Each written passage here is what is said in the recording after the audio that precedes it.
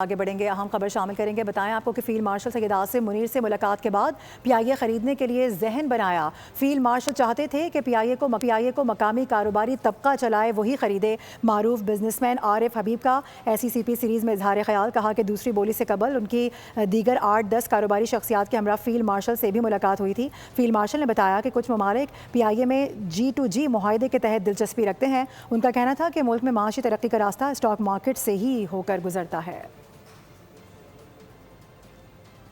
आगे बढ़ेंगे, अहम खबर शामिल करेंगे। बताएं आपको कि फील्ड मार्शल सैयद आसिम मुनीर से मुलाकात के बाद पीआईए खरीदने के लिए जहन बनाया। फील्ड मार्शल चाहते थे कि पीआईए को मकामी कारोबारी तबका चलाए, वही खरीदे। मारूफ बिजनेसमैन आरिफ हबीब का SECP सीरीज में इजहार ख्याल, कहा कि दूसरी बोली से कबल उनकी दीगर 8-10 कारोबारी शख्सियात के हमरा फील्ड मार्शल से भी मुलाकात हुई थी। फील्ड मार्शल ने बताया कि कुछ ममालिक पीआईए में G2G मुआहदे के तहत दिलचस्पी रखते हैं। उनका कहना था कि मुल्क में माशी तरक्की का रास्ता स्टॉक मार्केट से ही होकर गुजरता है।